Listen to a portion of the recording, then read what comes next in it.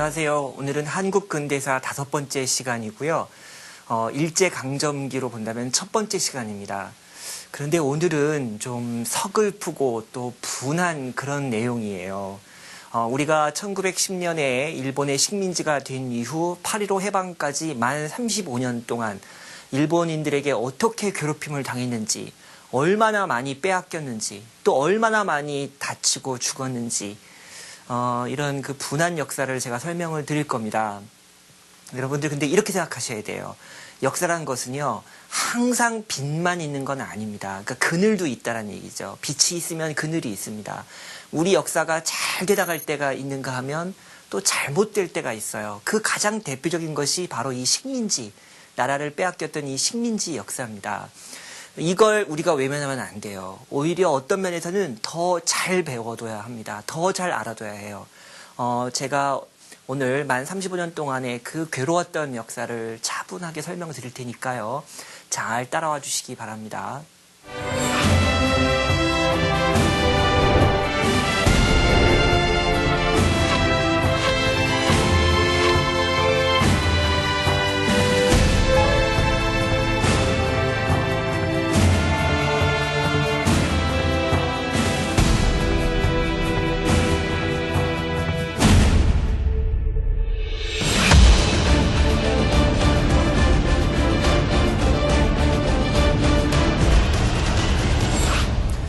1910년 8월 우리나라는 공식적으로 이제 일본의 식민지가 되었습니다. 이때 이제 3.1운동 전까지 만 9년 동안 일본은 헌병 경찰 통치라고 해서요. 이게 이제 무단 통치라고도 하는데요. 그러니까 무력 일변도입니다. 그냥 무력으로 한국인들을 찍어 누르는 그런 통치 정책인데요. 그건 바꿔 말하면 한국인들의 저력을 그만큼 알고 있다는 얘기도 되고요. 한국인들이 두렵기 때문에 이제 총칼이라는 무력을 동원했겠죠. 어쨌거나 우리 한반도는 이제 창살 없는 감옥이 되었고 또 우리 한국인들은 노예 대접을 받으며 살아야 했습니다.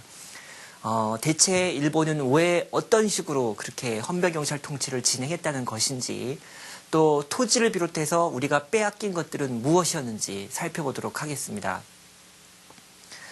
1910년 8월 22일 일본군이 궁궐을 에워싼 가운데 어전회의가 열렸습니다. 그래서 이 조약 자체를 끝까지 반대했던 이용직 학부 대신이었죠. 지금의 이제 교육부 장관인데요. 이 이용직 같은 사람은 회의 참석조차 이제 막아버렸어요. 그래놓고는 꼭두각시 대신들, 그러니까 매국노 대신들만 모인 가운데 이제 어전회의가 열렸죠. 데라우치 통감, 이제 나중에는 첫 번째 총독이 되는 사람인데요. 육군 대장이었죠. 이 데라우치 통감과 그 다음에 이완용 이런 사람들이 이제 순종왕제를 압박합니다. 빨리 도장 찍으라는 거죠. 강요하게 됩니다. 그런데 이 순종왕제는 사실은 끝까지 거부했는데요. 이제 옥신각신 끝에 결국 그날 8월 22일 날 이제 도장이 찍혔고요. 그 일제는 이걸 숨기고 있었습니다. 한국인들의 이제 그 저항이 두려워서 숨기고 있다가 8월 29일이 돼서야 이걸 공표했죠. 그래서 공식적으로는 8월 29일이 우리의 국치일이 돼버렸습니다. 그런데 이거는 사실은 불법이고 무효예요. 왜냐면 그 바꿔 말하면 승인하는 황제가 승인해야 되는 그 문서에는 도장만 찍혀 있지 순종황제의 자필 서명, 그러니까 사인이 없습니다. 그 얘기는 무슨 뜻이냐면요.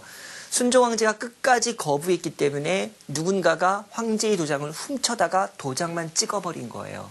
그래서 이 조약 자체가 사실은 성립이 되질 않습니다. 그래서 불법이고 무효이기도 해요. 그렇지만 일본 사람들의 억지 논리가 통하는 것이죠. 자, 이제 조선 총독의 세상이 돼버렸습니다. 이제 대한제국 황제는 더 이상 황제도 아니에요. 자, 일본 육군대장 출신의 데라우치 총독이 이제 첫 번째 총독으로 들어왔죠. 총독부를 둡니다. 조선 총독부는 원래 남산 밑에 있었고요. 1925년부터 이제 경복궁을 치고 들어와서 아주 웅장한 모습으로 이렇게 우리 한국인들을 압도하는 그런 모습으로 들어섰습니다. 일본인들은요, 조선 총독부에는 이제 정무총감과 경무총감이 조선 총독 아래에 있어요. 그래서 정무총감은 행정 정치 쪽을 맡아보고요. 경무총감은 헌병사령관이 겸임합니다. 근데 여러분들 헌병이 뭔지 아세요? 헌병은 군대 내의 경찰이에요. 그러니까 군대 내에서 일어나는 여러 가지 범법이라든가 이런 문제들을 이제 경찰관처럼 이제 수사하는 그런 군인들을 말하는 것이거든요. 그래서 헌병들이 경찰 노릇을 한다는 얘기는 그만큼 이게 전시 상황, 비상사태에 해당한다는 얘기입니다. 그러니까 1910년대에 헌병 경찰 제도를 썼다라는 것은 그만큼 일본인들이 우리 한국인들과 전쟁을 하고 있다. 이런 생각으로 접근했다는 걸 우리가 알 수 있다는 것이죠. 자, 헌병 경찰들 정말 무소불위의 권력을 휘둘렀습니다. 이 헌병 경찰들한테는요, 직결 심판권이 있어요. 이 사람들이 하는 일이 굉장히 많습니다. 학교도 감시 감독하고요, 서당도 감시 감독하고, 그다음에 한국인들이 평상시 주고받는 말 이런 것도 다 캐치해냅니다. 그래서 뭐 자기들 표현에 불온하다, 뭐 불건전하다 그러면은 잡아들여요. 그래놓고는 직결 심판을 해버립니다. 조선시대 사극에 나오는 그 볼기짝 때리는 그 곤장 치는 거 있죠? 그런 것까지 해요. 이 곤장 때리는 것이 갑오개혁 때 사실은 폐지됐거든요. 그 인권을 유리한다고 해서. 그런데 이 총독부는 그걸 부활시켜버렸습니다. 그래놓고는 헌병들에게 개인적으로 그 권한을 부여했고요. 심지어는 생사여탈권이라고 해서 우리 조선인들의 목숨을 빼앗을 수도 있어요. 그래도 아무 문제가 안 됩니다. 그래서 오죽하면 왜 우는 아이 달랠 때 이제 어르신들이 엄마나 할머니가 그런단 말이죠. 아, 더울면 호랑이가 온다. 그러면 울음을 뚝 그쳤다는 거 아니에요? 그런데 이 무렵에는 호랑이가 온다고 안 해요. 헌병이 온다, 순사가 온다 이렇게 얘기합니다. 그만큼 무시무시한 존재였다는 얘기죠. 자, 그런가 하면 1910년대에 우리는 대체 일본에게 뭘 빼앗겼을까요? 가장 대표적인 건 쌀입니다. 이 쌀을 빼앗긴 이유는 뭐냐면, 다시 말해서 일본이 쌀을 빼앗아간 이유는 뭐냐면요. 자기네 일본 서민과 노동자들에게 값싸게 쌀을 공급해야 했기 때문이에요. 왜냐하면 일본이 빠른 속도로 공업화를 하다 보니까 농토와 농민이 급속도로 줄어듭니다. 근데 일본도 우리 한국인들처럼 쌀밥을 먹고 살아야 되잖아요. 그래서 쌀이 항상 부족합니다. 아니면 쌀이 비싸요, 쌀값이. 그래서 이제 쌀을 빼앗아 갔던 거고요. 또 하나 중요한 게 토지죠. 토지야말로 이제 쌀을 만들어내는 그 근원이잖아요. 그래서 1910년부터 1918년 말까지 무려 8년 동안, 만 8년 동안 대규모의 토지조사 사업이 시작됐습니다. 이 토지조사 사업을 통해서 이제 토지조사 사업이라는 게 뭐냐면은요. 이 땅의 주인이 누군지, 이 밭, 이 산에 또는 이 집의 주인이 누군지를 이제 등록하는 이런 일인데, 막상 우리 조선인들은 등록을 안 해요. 그게 크게 두 가지 이유인데요. 하나는 글자를 모르고 법률 상식이 없어서, 뭐 속된 표현으로 우리 한국인들이 좀 그 당시는 무지했죠. 뭐 그런 것도 있고요. 또 하나 더 중요한 거는 관공서에 간다라는 것이 정말 겁나는 일이었습니다. 헌병 경찰 면석이 잘못 만나면 정말 곤혹스럽거든요. 그러니까 무섭고 싫은 거예요. 그래서 안 갔죠. 신고를 안 합니다. 이거 내 땅이다라고 신고를 해야 되는데 안 해요. 그럼 신고 안 한 땅을 어떻게 하느냐? 조선총독부와 그다음에 동양척식주식회사와 그다음에 일본인 개인들이 다 나눠 갔습니다. 그래서 우리 한국인의 그 땅의 약 40%를 이때 다 뺏겨버렸어요. 그뿐이 아니라 또 임야 조사 사업이라고 해가지고요. 임야에 대한 조사도 해가지고 다 또 뺏어갑니다. 특히 어떤 문제가 있었냐면 이 당시에는 연료가 땔감 나무예요. 요즘처럼 그렇게 난방시설 좋지도 않고요. 연탄도 없던 시절입니다. 그래서 우리 한국인들이 이제 겨울에 연료를 쓰려면 산에 올라가서 땔감을 해갖고 와야 되는데요. 이 임야 조사 사업을 통해서 일본인들이 이 산을 다 가져버린 거예요. 그러니까 땔감을 채취하지 못합니다. 땔감을 배워오지 못해요. 그러면 땔감 시장에서 이 땔감을 사야 되거든요. 이게 값이 비싸죠. 그래서 오히려 조선시대보다 더 못 살게 되는 거예요. 우리 농민들은. 그뿐이 아닙니다. 이제 세상을 한탄하다 보면 술과 담배를 이제 남자 성인들이 이제 술과 담배를 즐기게 되는데 여기에 또 가혹한 세금을 붙여서 또 세금으로 다 뜯어갑니다. 그 다음에 이제 그 해산물 같은 거 다 가져가죠. 우리는 늘 뺏기기만 하는 거예요. 그 일본은 그 뺏어간 쌀과 토지와 또는 수산물과 그리고 광물 자원도 뺏어가죠. 이런 것들을 자기네 자본주의 또는 자기네 제국주의의 자양분으로 삼아서 더더욱 빠르게 더더욱 커지는 이런 결과를 가져오게 된 겁니다.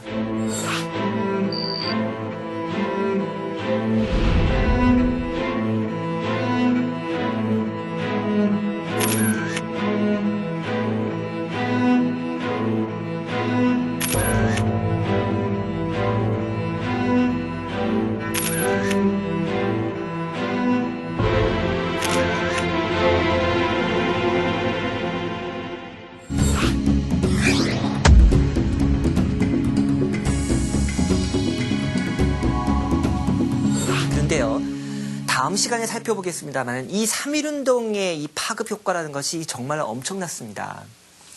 3.1운동이 워낙 엄청나다 보니까 이 조선총독부가 통치 스타일을 180도 바꿨어요. 그게 문화정치라는 겁니다. 그러니까 무력 일변도의 통치 정책에서 이제는 문화적인 이런 방식으로 바꿨다는 건데요. 그렇지만 여기서 속으면 안 됩니다.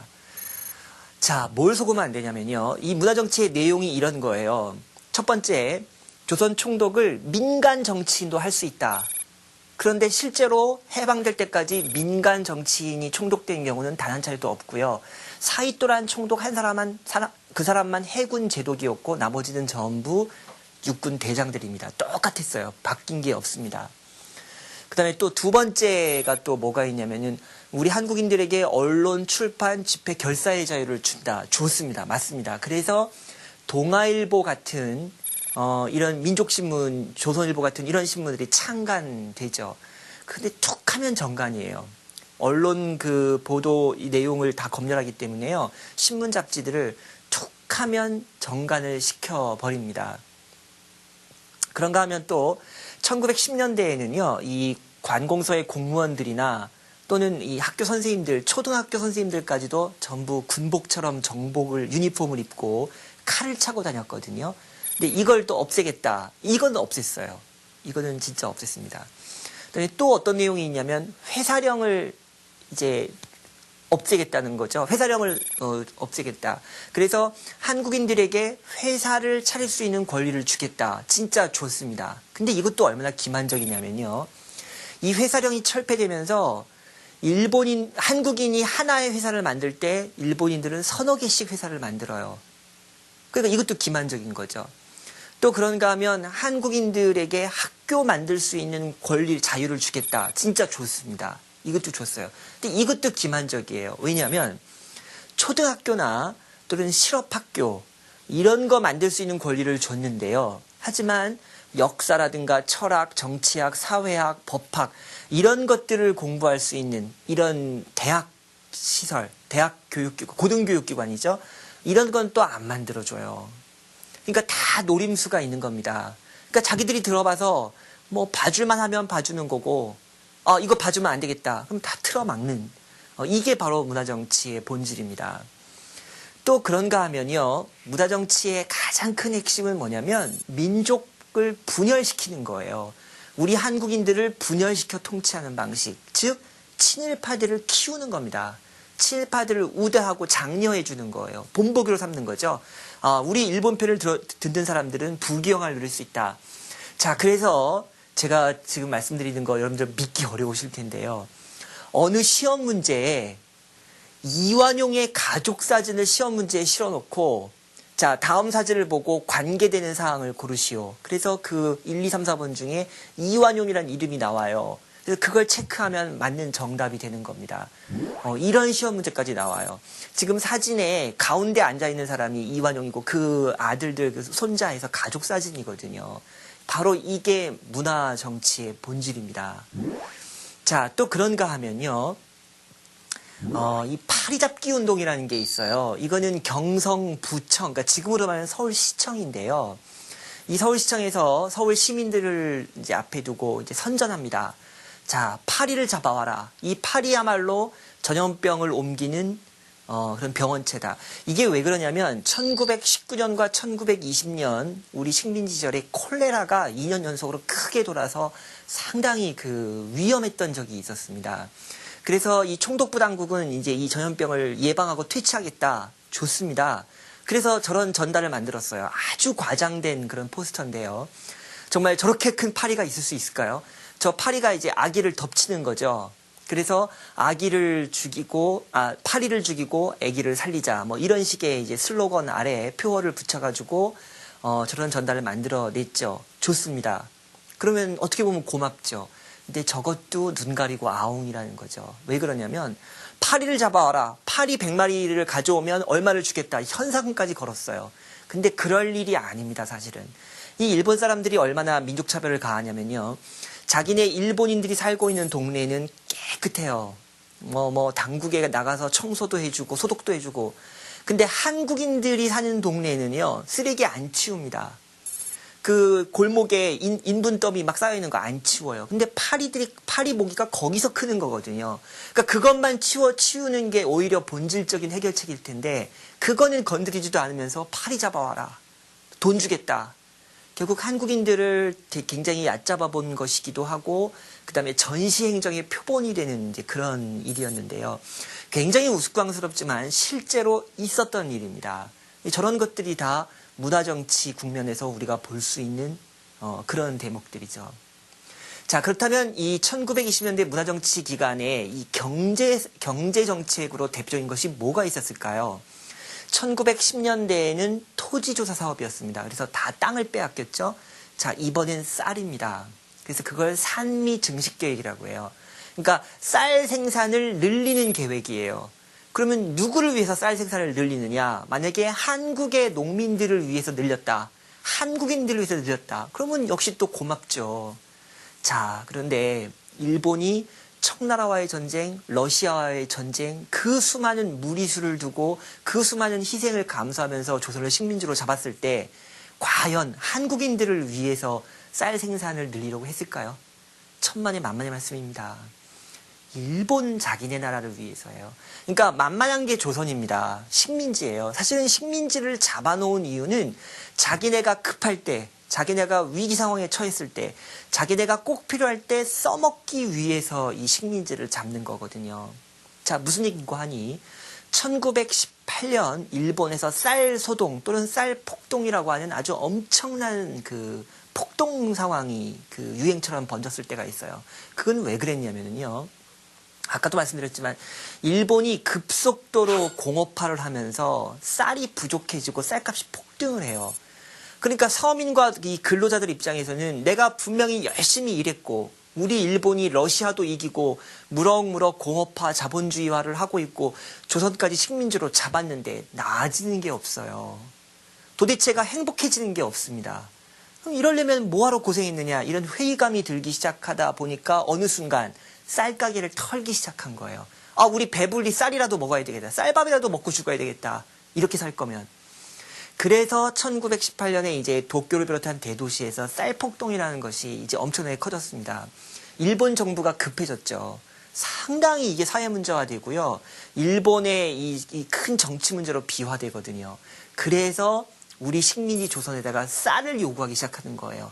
너네 식민지 조선에서 쌀을 많이 생산해. 그래서 일본으로 이제 싼 값에 수입해 가는 겁니다. 그러면 싼 값으로 그 쌀을 자기네 일본의 서민과 노동자들에게 팔 수 있는 거예요. 자, 그래서 1920년부터 15년 계획으로 쌀 생산량을 2배 정도로 늘리는 이런 계획을 이제 잡고요. 그래서 쌀을 이제 많이 수입해 가기로 하죠. 실제로 1920년부터 1928년까지 13%가 증산됐는데 일본으로 빠져나간 쌀은 무려 158%나 늘어났습니다. 그러니까 쌀 생산한 만큼 가져가는 게 아니라 쌀 생산보다 무려 10배 이상을 가져가 버렸어요. 그러면 일본 사람들은 좋아요. 우리 조선에서 생산된 좋은 쌀을 싼 값에 시장에서 사서 먹을 수 있다는 거죠. 근데 그러면 우리 농민들은 어떻게 됩니까? 우리 농민들은 피땀 흘려 농사 지은 쌀이 일본으로 싼 값에 다 빠져나가고 나면은 정작 우리 농민들은 쌀밥을 못 먹어요. 쌀이 너무 비싸서. 없어요. 그러면 만주에서 나온 조나 콩 같은 이 잡곡을 사서 먹어야 했습니다. 그리고 그것도 안 되는 사람들은 뭐 풀뿌리라든가 이런 거 먹어야 되고 아니면 연해주로 간도로 이주를 해요. 조선에서 못 버티는 거죠. 이 소장료가 너무 비쌌고요. 그 다음에 그 산미증식 계획을 위해서 일본이 이제 수리조합 같은 거를 이제 대거 늘리는데 그 수리조합비 물세라고 하는 그 세금, 이런 것이 또 엄청 비쌉니다. 이런 것들을 원래는 그 땅 주인들이 내주는 게 맞는데 이걸 다 소작 농민들에게 전가시켜 버리거든요. 그래서 소작 농민들이 부담해야 되는 이 세금이나 뭐 수리조합비의 양이 엄청납니다. 그러니까 서민들은 항상 서민일 수밖에 없었던 것이죠. 이게 산미증식 계획의 이제 본질이고요. 그 폐해가 정말 컸다라는 것이죠.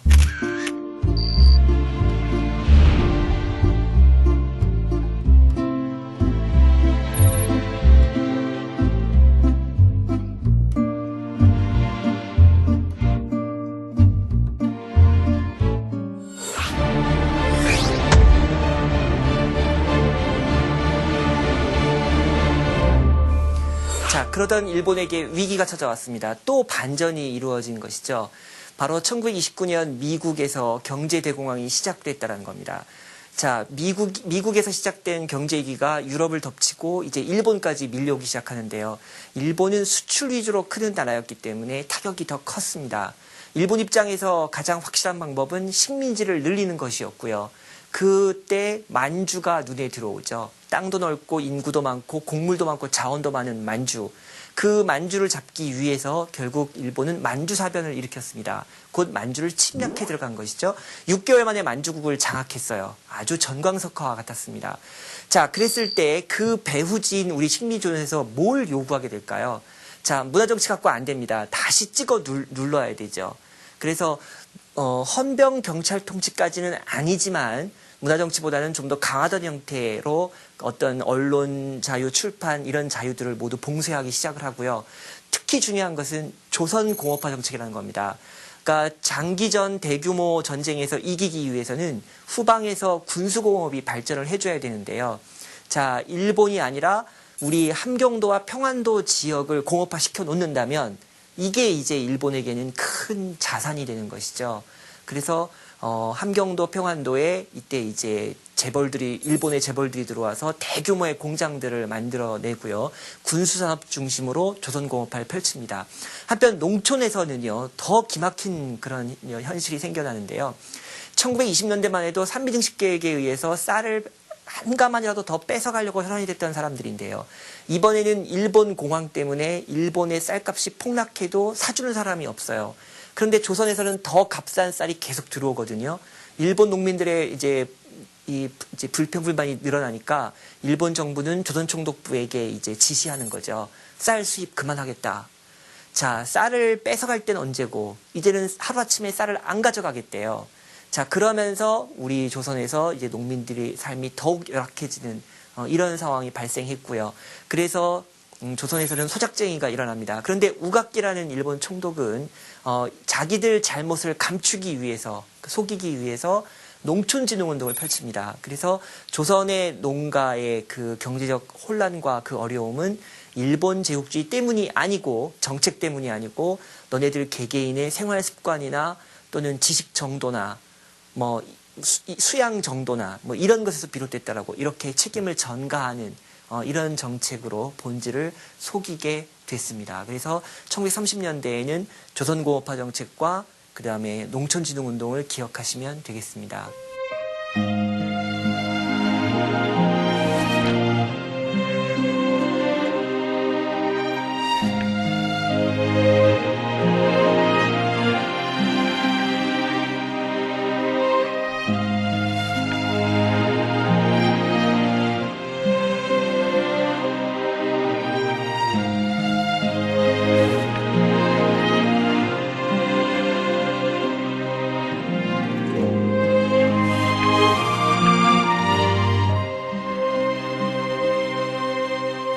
1937년 일본은 이제 중국을 침략하고요. 1941년에는 아예 미국까지 공격하게 됩니다. 바로 태평양 전쟁이죠. 자, 일본의 국력이 굉장히 커진 건 사실입니다. 경제력도 군사력도 그렇습니다. 하지만 미국, 영국, 중국을 상대로 한꺼번에 전쟁을 한다는 건 사실은 무모한 도박이었습니다. 우리 식민지 조선의 그 우수한 인적 자원이 일본을 절대적으로 도와준다면 또 모를 일이죠. 자, 그래서 일본은 우리 한국인들의 그 한민족이라는 것을 잊어먹도록 만들고 싶었어요. 그 첫 번째 조치가 우리 한국인들로 하여금 우리말과 우리글을 못 쓰게 하는 겁니다. 그래서 우선 우리말 신문들을 모두 폐간시켜버렸습니다. 강제로. 조선일보, 동아일보 모두 강제 폐간시켰죠. 그런가 하면 어린 학생들이 학교에서 우리말과 글을 못 쓰게 했습니다. 조선어라는 과목을 아예 없애버리고요. 일본어만 가르쳤고요. 학교나 관공서, 우체국 등에서는 우리말과 우리글을 아예 못 쓰게 했고요. 그걸 우리말과 우리글을 쓰게 되면 잡혀갑니다. 자, 그런가 하면 또 창씨개명이라고 해서 우리 한국인들에게 일본식 성씨와 이름을 이제 요구하게 됐던 거죠. 이때 조상들 별 면목이 없다고 해서 뭐 스스로 유서 쓰고 자살하는 경우도 많았습니다. 이 정도로 일본인들은 한국인들에게 한민족이라는 걸 잊게 하고 싶었어요. 그 다음에는 일본 정신의 이제 발휘를 요구합니다. 일본 정신이라는 게 뭐냐면은요, 일본 천황이라고 부르는데 우리는 이제 일본 국왕이라고 하는데요. 일본 국왕 중심의 세계관이에요. 예를 들면 황국신민서사라는 게 있습니다. 자, 우리는 일본 천황의 이제 자손이고 국민들이라는 거죠. 일본 천황이 우리 한국인들까지 어여삐 보고 이제 우리를 보살펴 줄 것이다. 그러니 우리에게 충성하고 일본 천황을 떠받들어라. 그래서 3개 조항으로 되어 있는 황국신민서사가 있어가지고요. 특히 어린 아이들이 이걸 달달달달 외우게 하고요. 그 다음에 이제 공식적인 어떤 축하 행사 같은 거, 기념식 같은 거를 꼭 이걸 낭독하게 해요. 그리고는 황국신민 서사탑이라는 것도 곳곳에 만들어 놓습니다. 이걸 이제 한국인들에게 성금을 받아가지고요. 이걸 만들어 놓고, 여기를 이렇게 주기적으로 찾아가게 해요. 그래서 그 탑 앞에서 또 맹세를 하는 거죠. 아, 우리는 일본 국민이다. 일본 천황을 받들겠다. 이런 식으로 이제 각오를 다지게 하는 이런 짓까지 서슴지 않았습니다. 또 그런가 하면 일본의 고유 종교가 신도라는 거예요. 그래서 신사라는 것이 이제 기독교로 말하면 교회 같은 역할을 하는 곳일 텐데요. 자, 여기를 강제적으로 참배하게 만듭니다. 이거 강요했어요. 학생들, 교회 지도자들 모두 다 신사 참배를 하도록 이렇게 강요했습니다. 종교의 자유가 당연히 있는 것일 텐데요. 이거를 다 한꺼번에 다 틀어 막았어요. 그리고 친일파들을 길러내고 이런 방식으로 해서 한국인들에게 내선일체를 강요하게 된 겁니다.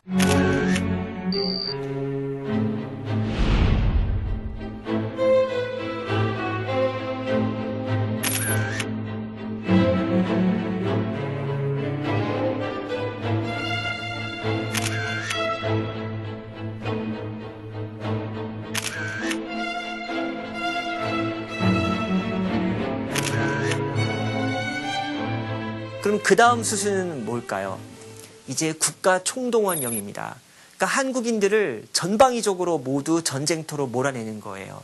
우선 청년들, 군인이 될 수 있는 청년들에게는 육군 특별 지원령 제도라는 걸 만들어서요. 지원병이 되도록 합니다. 근데 이게 사실상은 강요예요. 정말 지원병이 아니고요. 자, 조금 더 지나면 학도병이라고 해서 대학생들을 강제로 군대로 끌고 갑니다. 총알바지로 만드는 거죠. 그 다음에 1944년이 되면 아예 국민징병제도라고 해서요. 이제는 학생도 아니고 군대 갈 나이가 된 우리 한국의 청년 남성들을 모두 전쟁터로 끌고 가는 겁니다. 이때 끌려가는 사람들이 부지기수죠. 자, 그런가 하면 좀 더 성인층, 군인이 되기에는 좀 더 나이가 많은 사람들은 국민징용령이라고 해서요. 1943년부터 광산이라든가 그다음에 비행장이라든가 철도 공사장 이런 데로 끌고 갑니다. 그래서 자기네 일본인들이 일하기가 조금 껄끄럽고 다칠 수 있고 위험한 곳 이런 곳에는 다 우리 한국인들을 배치해요. 그래서 다이너마이트 폭발 같은데 이럴 때 이제 다치고 하는 이런 사고가 나고 하는 이런 현장에 한국인들을 대거 투입하는 것이죠. 그런가 하면요, 이 우리나라의 이 여성들도 무사하지 못합니다. 예를 들면요. 금속류 공출이라고 해서, 집집마다 다니면서요, 소치나 냄비나 이런 것들을 다 강제로 뺏어가는 겁니다. 왜냐면 이게 비행기나 탱크나 총이나, 이런 것들을 만드는 재료가 되기 때문에요. 이걸 다 뺏어가는 거예요. 그런가 하면 또 우리 아녀자들을 불러 모아서 일본군 위문품을 만들게 합니다. 그래서 위문 주머니를 꼬매고 그 안에 위문 편지라든가 또 위문품 있잖아요. 군인들에게 줄 뭐 먹을 것이라든가 뭐 아니면 뭐 생활 필수품 같은 거 이런 걸 넣어서 보내게 하죠. 학생들도 그렇습니다. 남학생들한테는 가만히 짜기를 시켜요. 그 다음에 산에 가서 솔방울과 솔가지를 꺾어 오게 합니다. 이건 다 기름이에요. 비행기나 탱크를 움직이려면 기름이 필요하니까 그 석유 수입을 못 하거든요. 미국, 영국, 중국과 이제 적대국이 됐기 때문에. 그래서 우리 한국의 학생들, 이 공부에 바빠야 될 친구들을 산으로 보내서 이제 그 솔가지, 솔방울들을 캐오게 하는 거고요. 여학생들까지도 동원합니다. 여학생들은 이제 힘이 약하고 하니까 주로 농산물, 그러니까 농촌 돕기 운동 이제 이런 데 이제 보냈는데요. 저기 사진에서 보시듯이 심한 경우는요. 철도 공사장까지 보내서 이 노력 동원을 시켰습니다. 정말 이 어여쁘고 이 약한 이 여학생들, 우리 한국의 여학생들을 멋대로 정말 부려먹었죠.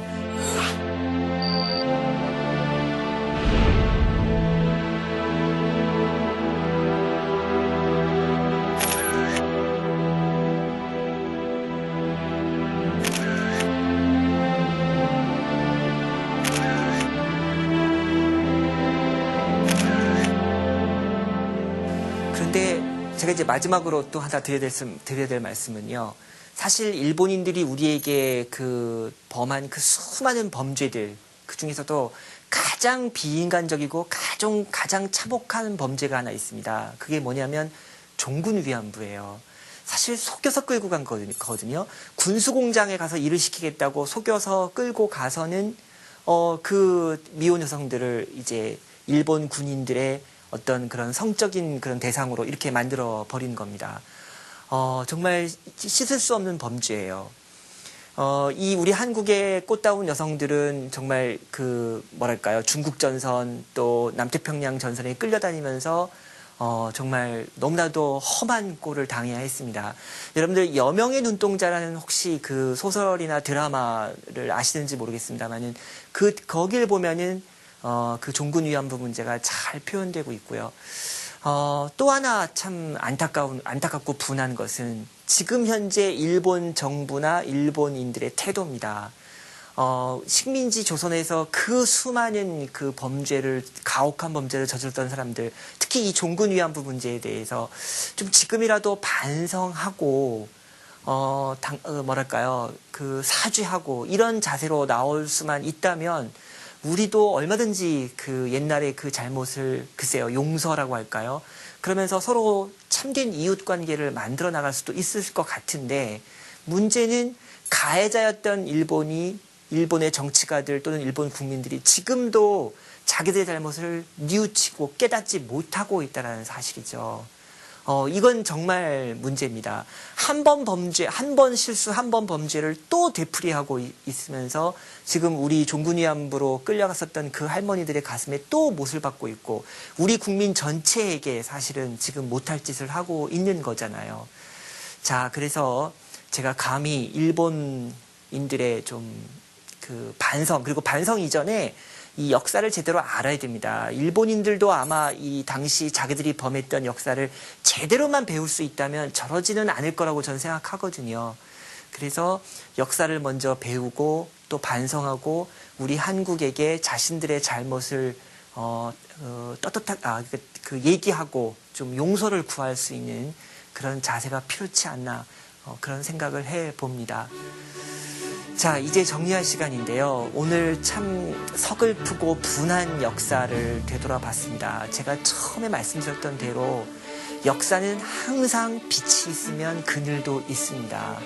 우리가 분하고 억울하고 슬프다고 해서 이걸 자꾸 외면하고 회피하려고 들면 안 돼요. 오히려 더 다가가서 뭐가 잘못됐던 것인지 어떻게 우리가 당했는지를 제대로 알아야만 지금도 일본 사람들에게 우리가 제대로 된 정보, 제대로 된 지식을 제공해주고 사과를 요구할 수 있는 겁니다. 자, 여러분들이 앞으로 20대, 30대, 40대 되면서 우리나라를 이끌고 갈 주역이 될 거잖아요. 자, 역사를 잘 챙기셔서, 역사를 잘 배우셔서 다시는 이런 일이 되풀이되지 않도록 우리나라와 민족을 잘 지켜주시기 바랍니다.